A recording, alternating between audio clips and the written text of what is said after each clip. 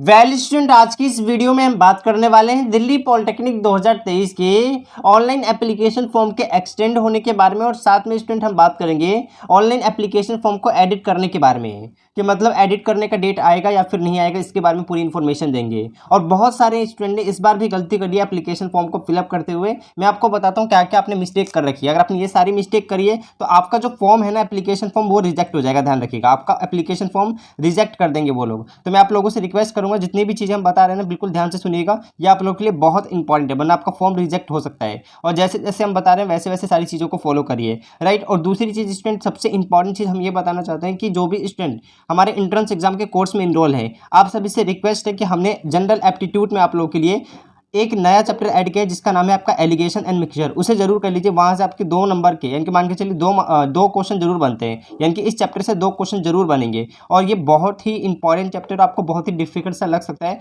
तो इसको कर लीजिएगा। बिल्कुल अच्छे तरीके से हमने एक्सप्लेन कर रखा है। और जो भी स्टूडेंट अभी तक कोर्स में इनरोल नहीं हुए, इनरोल में आप अभी भी इनरोल हो सकते हो, ठीक है। एप्लीकेशन की जो लिंक है डिस्क्रिप्शन बॉक्स में, वहाँ से आप इनरोल कर सकते हैं। 30 मई तक जितने भी बच्चे इनरोल करेंगे उन सभी के लिए अभी भी डिस्काउंट हमने जारी कर दिया है, यानी कि 499 में अपने कोर्स को इनरोल कर सकते हो, ठीक है। वैसे तो ये 699 का है, लेकिन आप सब क्या कर सकते हो, 30 मई तक इसे 499 में इनरोल कर सकते हो। वहाँ पे जो कूपन कोड है आपको अप्लाई करना है 200OFF, ठीक है, इस तरीके से लिख देना है।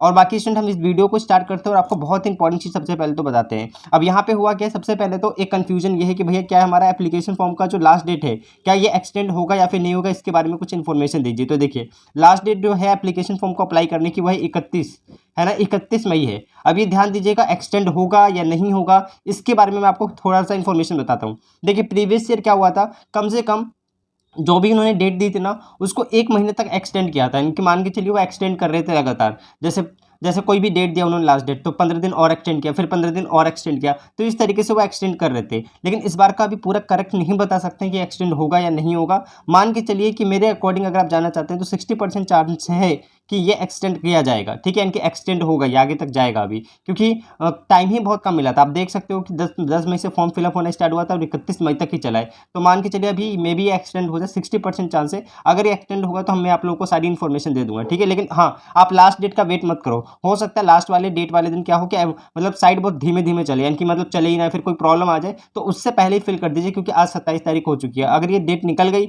और ये एक्सटेंड नहीं हुआ तो फिर आप फॉर्म फिलअप नहीं कर पाओगे और इस साल आप रह जाओगे, ठीक है। और अगर आपको कोई भी दिक्कत आती है तो आप इस नंबर पे कांटेक्ट कर सकते हो 72918, ठीक है, 7291892 और 72। इस नंबर पे कांटेक्ट कर सकते हो, आपके सारे डाउट वगैरह सॉल्व कर जाएंगे। और कोर्स को जिनको भी इनरोल करना है वो भी इस नंबर पे कॉल करके जो भी आपकी क्वेरी वगैरह उसको पूछ सकते हैं। अब स्टूडेंट, हम सेकंड चीज़ के बारे में बात करते हैं कि फॉर्म को एडिट हम कैसे करेंगे। तो देखिए, अब मैं बताना चाहता हूँ, बहुत सारे स्टूडेंट अभी भी मिस्टेक कर रहे हैं। मैंने आपको इतनी बार मेंशन किया कि जो भी स्टूडेंट आउटसाइडर हैं या फिर दिल्ली कैंडिडेट है, आप लोगों से मैंने रिक्वेस्ट कितनी बार कर रखी है कि आप सभी के पास अगर कैटेगरी सर्टिफिकेट है तो उसे लगाइए। और जो आउटसाइडर है वो भी ओबीसी से फॉर्म फिल कर सकते हैं। स्टार्टिंग में नहीं हो रहा था, लेकिन फिर 25 मई के बाद बिल्कुल सही हो गया और वो होने लग गया। मतलब जो आउटसाइड ओबीसी है वो भी फॉर्म फिलअप कर पा रहे हैं। पहले नहीं कर पा रहे थे, एरर आ रहा था, लेकिन अब वो कर पा रहे हैं। एससी भी कर पा रहे हैं, एसटी भी कर पा रहे हैं, ईडब्ल्यूएस भी कर पा रहे हैं। तो मैं वही बोल रहा हूँ, अगर आपके पास कोई भी कैटेगरी सर्टिफिकेट है तो उसे लगाओ। आपका सिलेक्शन दुगना, मतलब कि बहुत ज़्यादा परसेंटेज बढ़ जाएगा। क्योंकि दुगने परसेंटेज से आप ये मान सकते हो कि अभी आपको अगर 30% चांस है तो मान के चलिए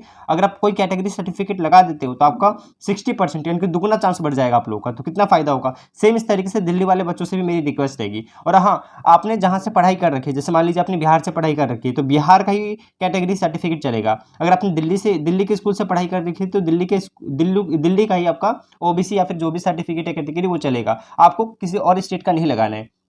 तो कहने का मतलब ये है एक लाइन में कि आपने जिस स्कूल से पढ़ा है, मतलब जैसे मान लीजिए आपने जो भी आपका स्कूल है तो आपके स्कूल की जो लोकेशन है, जैसे अगर दिल्ली है तो दिल्ली का सर्टिफिकेट चाहिए, और अगर आपका बिहार, यूपी, झारखंड है तो वहाँ का चाहिए होगा, ठीक है। तो क्वालिफिकेशन पे ये डिपेंड करता है आपके। ये सारी चीज़ें क्लियर हो गई, ठीक है। तो फाइनली स्टूडेंट, जो भी इन्फॉर्मेशन थी मैंने आपको बता दी। और इसको एडिट करने के लिए मान लीजिए कोई बच्चा जो है जनरल से फॉर्म फिल कर दिया है, कोई आउटसाइडर है उसने जनरल से फॉर्म फिल कर दिया, अब उसका ओबीसी आ चुका है, तो अभी हो सकता है कि एडिट करने की डेट आए, ठीक है। यानी कि 31 मई के बाद, अगर 31 मई आपकी लास्ट डेट रही फॉर्म को फिलअप करने की, तो उसको अगर वो एक्सटेंड नहीं होता है तो आप लोगों का एडिट का डेट जल्दी ही अनाउंस हो जाएगा 31 तारीख के बाद, ठीक है। तो आप एडिट कर पाएंगे, क्योंकि प्रीवियस से भी एडिट करने का ऑप्शन दिया गया था, इस बार भी वो देंगे, ज़्यादातर चांस यही है, ठीक है। तो ये इन्फॉर्मेशन आपको बताना सबसे इंपॉर्टेंट था। तो आप उसमें एडिट कर सकते हैं, चाहे आपका कुछ भी गलत हो गया आप उसमें एडिट कर पाएंगे। एक बार चांस जरूर दिया जाता है बच्चों को, ठीक है। तो ये सारी इन्फॉर्मेशन आप ध्यान रखिए और ज़्यादा घबराइए मत। जिसने भी जनरल कर दिया है कोई बात नहीं, एडिट करने का डेट आएगा तो आप उसको एडिट कर लीजिएगा। और दूसरी सबसे बड़ी इन्फॉर्मेशन ये है, मान के चलिए यहाँ पे बहुत ज़्यादा मिस्टेक हुई, जैसे मान लीजिए कोई ओबीसी से है, अगर आपका ओबीसी बहुत ज़्यादा पुराना है तो उसको नया करवा लीजिए, यानी कि 6 मंथ से ज़्यादा पुराना नहीं होना चाहिए, ठीक है।